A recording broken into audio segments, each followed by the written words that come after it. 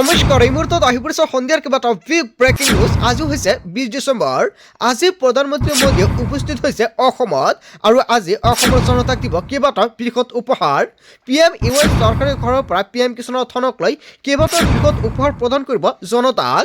PMUI চৰকাৰী ঘৰৰ বাবে আপুনি জিঅ' টেকিং কৰিছে নেকি? তেনে ক্ষেত্ৰত চৰকাৰী ঘৰৰ টকা সোমাব একাউণ্টত। লগতে PM কিষাণৰ তালিকাত নাম থাকিলে আপোনাৰ বাবে অত্যন্ত ভাল খবৰ। PM কিষাণৰ টকা বৃদ্ধি হোৱাটো বিচৰা নাই, আপোনাৰ মন্তব্যটো কমেণ্ট কৰি জনাই দিব। অৰুণোদয়ৰ প্ৰতিজন হিতাধিকাৰী বেংক একাউণ্টত 1250 টকাৰ পৰিৱৰ্তে 3100 টকা সোমাব। ৰেচন কাৰ্ডক লৈ কেইবাটাও নতুন নিয়ম সলনি হৈছে ৰাজ্যজুৰি। যদি আপোনাৰ ৰেচন কাৰ্ড আছে ভাল খবৰ। লগতে কেইবাটাও ৰাজনৈতিক খবৰৰ লগতে অৰাজনৈতিক খবৰ যুগুত কৰা হৈছে আজিৰ দিনটোত। গোটেই অসম তথা ভাৰতৰ বিভিন্ন প্ৰান্তৰ পৰা যুগুত হৈছে কেইবাটাও ডাঙৰ খবৰ। এনেবোৰ খবৰ নিতৌ পাই থাকিবলৈ চেনেলটি ছাবস্ক্ৰাইব কৰি ভিডিঅ'ত এটা লাইক কৰিবলৈ নাপাহৰিব। আজিৰ আমাৰ প্ৰথমটো খুবেই গুৰুত্বপূৰ্ণ খবৰ হৈছে অসমবাসীৰ বাবে এটা ডাঙৰ খবৰ। অসমলৈ আহি আছে প্ৰধানমন্ত্ৰী নৰেন্দ্ৰ মোদী। হয়, অৱশেষত প্ৰধানমন্ত্ৰী নৰেন্দ্ৰ মোদী উপস্থিত হ'ল অসমত আৰু কিছু সময় পাছতে গুৱাহাটীত উপস্থিত হ'ব প্ৰধানমন্ত্ৰী মোদীয়ে। PMUI ঘৰৰ পৰা PM কিষাণৰ ধনক লৈ আনিছে কেইবাটাও বৃহৎ উপহাৰ। নিৰ্বাচনৰ প্ৰাকখনত মুখ্যমন্ত্ৰীয়ে অসমবাসীক দিব কেইবাটাও ডাঙৰ উপহাৰ। ৰাজ্যবাসীৰ কেইবা লাখ লোকে পাব চৰকাৰী ঘৰ। যদি আপুনি চৰকাৰী ঘৰৰ বাবে জিঅ' টেকিং কৰিছে আপোনাৰ বাবে অত্যন্ত ভাল খবৰ। আপুনি চৰকাৰী ঘৰৰ বাবে জিঅ' টেকিং কৰিছে নেকি?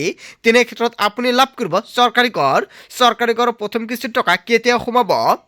30 লাখ পৰিয়ালে লাভ কৰিব PMUIৰ অধীনত চৰকাৰী ঘৰ। যদি আপুনি চৰকাৰী ঘৰৰ বাবে আবেদন কৰিছে তেনে ক্ষেত্ৰত আপোনাৰ বাবে অত্যন্ত ভাল খবৰ। প্ৰধানমন্ত্ৰী নৰেন্দ্ৰ মোদী অসমত উপস্থিত হৈছে আৰু এতিয়া কেইবাটাও গুৰুত্বপূৰ্ণ আঁচনিৰ কথা উল্লেখ কৰিব। দুদিনীয়া কাৰ্যসূচীৰে আজি অসমৰ প্ৰধানমন্ত্ৰী নৰেন্দ্ৰ মোদী উপস্থিত হ'ল। বিয়লি 2:45 বজাত গুৱাহাটীত উপস্থিত হৈছে মোদীয়ে আৰু উন্মোচন কৰিব বিমানবন্দৰৰ নতুন টাৰ্মিনেল। বিজেপিৰ মুখ্য কাৰ্যালয়লৈ যাব প্ৰধানমন্ত্ৰী নৰেন্দ্ৰ মোদীয়ে। হয়, প্ৰধানমন্ত্ৰী নৰেন্দ্ৰ মোদীয়ে কেইবাটাও বৃহৎ সিদ্ধান্ত গ্ৰহণ কৰিব। PM কিষাণ চৰকাৰী ঘৰৰ পৰা আৰম্ভ কৰি কেইবাটাও গুৰুত্বপূৰ্ণ আঁচনিৰ কথা উল্লেখ কৰিব আৰু কি ঘোষণা কৰে নিশ্চয় ৰাতিপুৱাৰ ভিডিঅ'ত সম্পূৰ্ণকৈ জনাই দিম। তাৰ পিছত অসমবাসী ৰাজুক জনাইছো আমাৰ পৰৱৰ্তীটো খুবেই গুৰুত্বপূৰ্ণ খবৰ। লগতে ডাঙৰ খবৰ, ৰাজ্যৰ শিল্পী সমাজৰ বাবে আহি গ'ল চৰকাৰৰ বৃহৎ সুবিধা।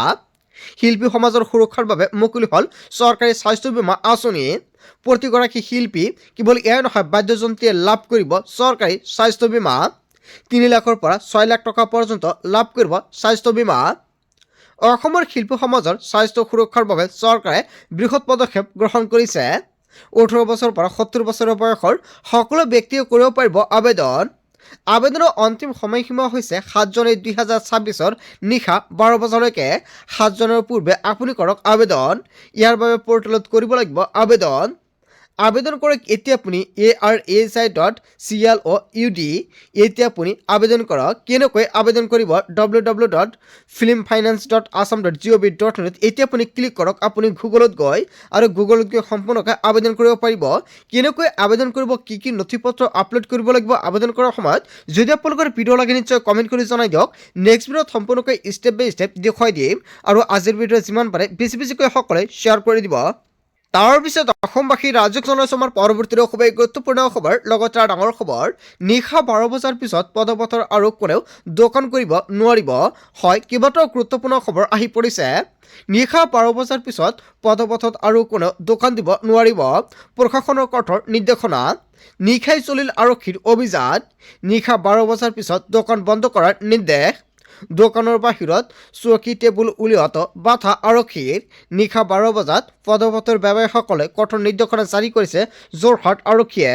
তাৰ পিছত অসমবাসী ৰাজুক জনাইছো আমাৰ পৰৱৰ্তীটো খুবেই গুৰুত্বপূৰ্ণ খবৰ। লগতে ডাঙৰ খবৰ, মিয়া কোন হয়? মিয়া শব্দ ব্যৱহাৰ কৰি মুছলমানক লক্ষ্য কৰিলে চৰকাৰে। মিয়াক সংবিধানে জনগোষ্ঠীৰ স্বীকৃতি দিছে নেকি? এনেকুৱাকৈ কেইবাটাও ডাঙৰ মন্তব্য কৰিছে। অসমৰ মুছলমানক তাচ্ছিল্য কৰিবলৈ মিয়া শব্দটো ব্যৱহাৰ কৰে। মিয়া মাত্ৰ এটা কৌশলহে, লক্ষ্য কিন্তু মুছলমান। হয়, এনেকুৱা কেইবাটাও বৃহৎ মন্তব্য কৰিছে। মিয়াৰ নাম লৈ অসমৰ মুছলমান অধিকাৰ কাঢ়ি নিছে। চৰকাৰৰ দ্বাৰা নিয়ন্ত্ৰিত আৰু পৰিচিত এই হেড ক্ৰাইম, সংখ্যালঘুক চলোৱা অত্যাচাৰৰ বিৰুদ্ধে আৰক্ষীও কিয় নিমাত হৈ আছে? মুছলমানৰ ওপৰত চলা অত্যাচাৰক লৈ মাত মাতি যাব ABMCয়ে। চৰকাৰৰ বিৰুদ্ধে ক্ষোভ ABMCৰ সভাপতি টাইছন হুছেইনৰ। মিয়া কোন হয় এনেকুৱাকৈ কেইবাটাও গুৰুত্বপূৰ্ণ মন্তব্য কৰিছে টাইচুন হুছেইনে। হয়, টাইচুন হুছেইনে যিকেইটা মন্তব্য কৰিছে জনতাই কি ক'ব? যদি জনতাৰ কিবা মন্তব্য কৰিব লগা থাকে আপোনালোকৰ মন্তব্যটো নিশ্চয় কমেণ্ট কৰি জনাই দিব। তাৰপিছত অসমবাসী ৰাজুক জনাইছোঁ আমাৰ পৰৱৰ্তী খুবেই গুৰুত্বপূৰ্ণ খবৰ, লগতে ডাঙৰ খবৰ। ৰাজ্যৰ লাখ লাখ লোকৰ বাবে ডাঙৰ খবৰ আহি পৰিছে। একজনে ৰাজ্যবাসীয়ে পাব কেইবাটাও ডাঙৰ উপহাৰ। আৰম্ভ হ'ব 4টাকৈ নতুন আঁচনি। 1 জানুৱাৰীৰ পৰা ৰাজ্যত আৰম্ভ হ'ব বাবু আঁচনি। হয়, অসমৰ মুখ্যমন্ত্ৰী ডক্টৰ হিমন্ত বিশ্ব শৰ্মাই বৃহৎ ঘোষণা কৰিছে। যুৱকসকলে কৰিব পাৰিব আবেদন। শীঘ্ৰে সাজু কৰক নথি পত্ৰ। 1 জানুৱাৰীৰ পৰা মাত্ৰ 100 টকাতে লাভ কৰিব দালি, চেনি আৰু নিমখ। অসমৰ মুখ্যমন্ত্ৰী ডক্টৰ হিমন্ত বিশ্ব শৰ্মাই এটা নহয় দুটা নহয় 1 জানুৱাৰীৰ পৰা কেইবাটাও আঁচনি মুকলি কৰিব। আৰু এইকেইটা আঁচনি আবেদনৰ বাবে কি কি নথি পত্ৰ লাগিব আপুনি আবেদন কৰিব পাৰিবনে? নিশ্চয় সম্পূৰ্ণকৈ জানি লওক। ৰেচন কাৰ্ডৰ হিতাধিকাৰী পাব এই 3টা সামগ্ৰী। 1 জানুৱাৰীত অৰুণোদয় আঁচনি হিতাধিকাৰী পাব। মুখ্যমন্ত্ৰী ডক্টৰ হিমন্ত বিশ্ব শৰ্মাই দিব বৃহৎ উপহাৰ। আৰু 1 জানুৱাৰীত অৰুণোদয় হিতাধিকাৰীৰ বাবে মুখ্যমন্ত্ৰী ডক্টৰ হিমন্ত বিশ্ব শৰ্মাই কৰিব ডাঙৰ ঘোষণা। বৃদ্ধি পাব পাৰে অৰুণোদয় আঁচনিত ধনৰাশি। জানুৱাৰীত ৰাজ্যবাসীয়ে ৰন্ধন গেছত পাব ৰাজসাহায্য। মাত্ৰ 300 টকাতে লাভ কৰিব উজ্জ্বলা যোজনাৰ ৰন্ধন গেছ। মুখ্যমন্ত্ৰী সুলভ ইন্ধন আঁচনিৰ হিতাধিকাৰীও পাব 250 টকাৰ ৰাজসাহায্য। হয়, অসমৰ মুখ্যমন্ত্ৰী ডক্টৰ হিমন্ত বিশ্ব শৰ্মা চৰকাৰে কেইবাটাও গুৰুত্বপূৰ্ণ সিদ্ধান্ত গ্ৰহণ কৰিছে। যদি আপোনাৰ ৰেচন কাৰ্ড আছে তেনে ক্ষেত্ৰত এই 4টা সুবিধা আপুনি লাভ কৰিব। ৰেচন কাৰ্ড থাকিলে লাভ কৰিব চেনি, দাইল, নিমখ আৰু দালি। কেৱল এয়াই নহয়, ৰেচন কাৰ্ড থাকিলে লাভ কৰিব চৰকাৰী কৰ। ৰেচন কাৰ্ড থাকিলে লাভ কৰিব 250 টকাৰ সুবিধা। ৰেচন কাৰ্ড থাকিলে লাভ কৰিব অৰুণোদয়। ৰেচন কাৰ্ড থাকিলে আৰু আপুনি বহুকেইটা আঁচনি সুবিধা ল'ব পাৰিব। যদি আপোনাৰ ৰেচন কাৰ্ড নাই অতি শীঘ্ৰে এটা ৰেচন কাৰ্ড বনাই লওক। চৰকাৰে নতুনকৈ ৰেচন কাৰ্ড আবেদন কৰিবলৈ আহ্বান জনাইছে। আপুনি কেনেকৈ আবেদন কৰিব ৰেচন কাৰ্ড যদি আপোনাৰ ৰেচন কাৰ্ড নাই নিশ্চয় কমেণ্ট কৰি জনাই দিব, নেক্সট ভিডিঅ'ত জনাই দিম। তাৰপিছত অসমবাসী ৰাজুক জনাইছোঁ আমাৰ পৰৱৰ্তী খুবেই গুৰুত্বপূৰ্ণ খবৰ, লগতে ডাঙৰ খবৰ। কংগ্ৰেছৰ ডাঙৰ নেতাই মুখ্যমন্ত্ৰী হিমন্ত বিশ্ব শৰ্মাৰ পৰা ধন লয়। 2026ত 20খনতকৈ অধিক আসন নাপায় কংগ্ৰেছে। কংগ্ৰেছৰ বিৰুদ্ধে কেইবাটাও বৃহৎ মন্তব্য কৰিছে মৌলানা বদৰুদ্দিন আজমলে। কংগ্ৰেছ বিজেপিৰ A+ টিম বুলি মন্তব্য কৰিছে। কংগ্ৰেছ নে বিজেপি আমাৰ শত্ৰু কোন আমি জানো। বিজেপিক আমি আমাৰ শত্ৰু বুলি ভাবোঁ। মুছলমানে কি কৰিব কি নকৰিব সেয়া মুখ্যমন্ত্ৰী কয়। মুখ্যমন্ত্ৰী হিমন্ত বিশ্ব শৰ্মাক হিটলাৰ আখ্যা মৌলানা বদৰুদ্দিন আজমলৰ। হিটলাৰৰ দৰে কাম কৰি আছে মুখ্যমন্ত্ৰী ডক্টৰ হিমন্ত বিশ্ব শৰ্মাই। মুখ্যমন্ত্ৰীৰ নিচিনা জালিম মুখ্যমন্ত্ৰী পৃথিৱীত নাই। সংবাদমেল পাতি সৰব হৈ পৰিছে মৌলানা বদৰুদ্দিন আজমলে। তাৰপিছত অসমবাসী ৰাজুক জনাইছোঁ আমাৰ পৰৱৰ্তী খুবেই গুৰুত্বপূৰ্ণ খবৰ, লগতে ডাঙৰ খবৰ। SITৰ গোচৰৰ ৰুজুৰ পাছতে মুখ খুলিলে অখিল গগৈ। হয়, অখিল গগৈ কেইবাটাও বৃহৎ মন্তব্য কৰিছে। SITৰ গোচৰ ৰুজুৰ পাছতে মুখ খুলিলে অখিল গগৈ। চাৰ্জশ্বিট কাৰো ব্যক্তিগত সম্পত্তি নহয়, ই ৰাজহুৱা তথ্য। কেৱল মই ৰাজহুৱা কৰাৰ বাবে মোৰ ওপৰত গোচৰ তৰিছে। যদি মই ভুল কৰিছোঁ তাৰ বাবে জগৰীয়া সংবাদ মাধ্যম। মোৰ হাতত থকাৰ দৰে প্ৰতিটো সংবাদ মাধ্যমৰ হাতত আছে চাৰ্জশ্বিট। জুবিৰৰ ন্যায়ৰ বাবে নহয়, মোক গ্ৰেপ্তাৰৰ বাবেহে চলিছে অভিসন্ধি। মোক জেলত দিলেও মই ন্যায় নিদিয়া পৰ্যন্ত মনে মনে নাথাকোঁ। ইয়াত 2026ৰ ৰাজনৈতিক এজেণ্ডাত পৰিণত হৈছে। মই অসুস্থতাৰ পাছতো SITৰ জাননীৰ বাবে গুৱাহাটীলৈ আহিছোঁ। জেল যাবলৈ মই ভয় কৰা মানুহ নহয়। আটাইতকৈ বেছি গোচৰ থকা মানুহজনে মই বুলি মন্তব্য কৰিছে অখিল গগৈয়ে। মই চাৰ্জশ্বিটক প্ৰশংসা নকৰাৰ বাবে গোচৰ দিছে। SITয়ে নিজে এখন চাৰ্জশ্বিট লিক কৰি দিছে। হত্যাকাণ্ড বুলি দিয়াৰ বাবে সকলোৱে বাহ দিব বুলি ভাবিছিল, কিন্তু বহুতে বাহ দিবলৈ আৰম্ভ কৰিছিল। SITৰ গোচৰ ৰুজুৰ পাছতে মুখ খুলিলে অখিল গগৈ। মই ওলোটা মাৰিলোঁ, সমালোচনা কৰিলোঁ, সেইকাৰণে মোক ভয় খুৱাবলৈ গোচৰ দিছে। বাহ দিয়াসকলক একোৱেই কৰা নাই। চাৰ্জশ্বিট ৰাজহুৱা কৰাটো অপৰাধ নহয়। দুৰ্বলতাখিনি দেখুৱাই দিয়াৰ বাবে মোৰ ওপৰত গোচৰ তৰিছে।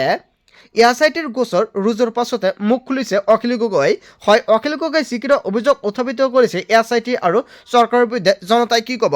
যদি জনতাৰ কিবা মন্তব্য কৰিব লগা থাকে আপোনালোকৰ মন্তব্যটো নিশ্চয় কমেণ্ট কৰি জনাই দিব।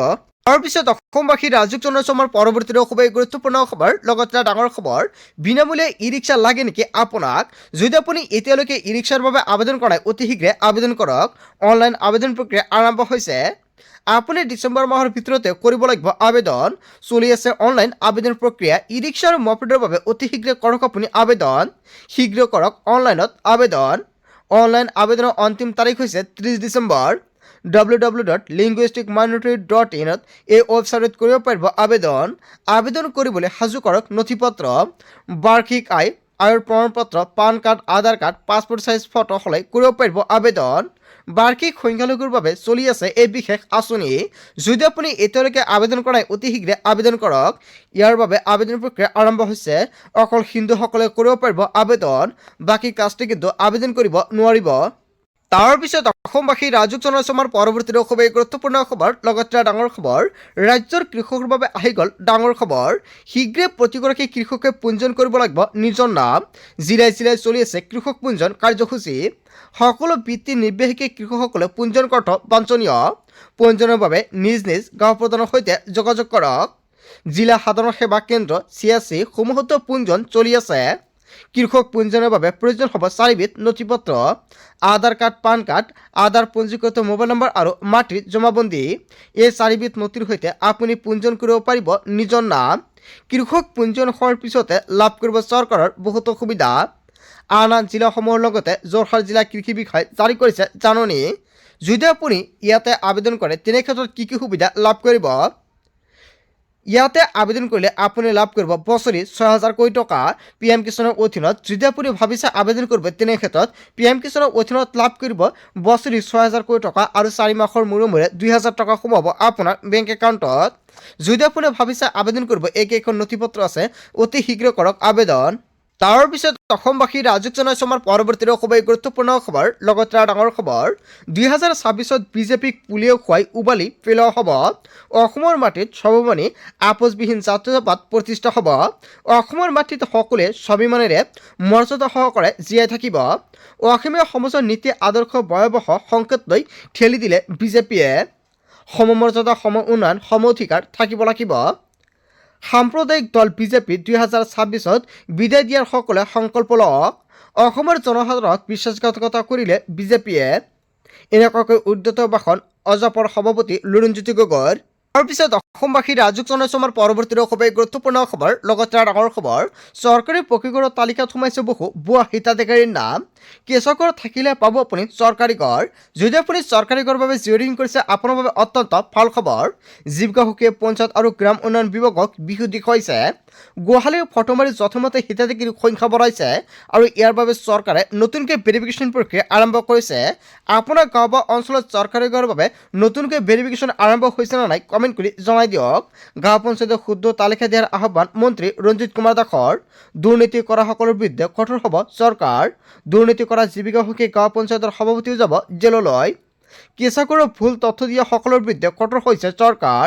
আপোনাৰ এতিয়াও কেঁচা ঘৰত আছে যদি চিন্তাৰ কোনো কাৰণ নাই। 1 টকাও নিদিয়াকৈ যোগ্য লোকে পাব চৰকাৰী পকীঘৰ। প্ৰতিগৰাকী দৰিদ্ৰ হিতাধিকাৰী লাভ কৰিব PMAYৰ অধীনত চৰকাৰী ঘৰৰ সুবিধা।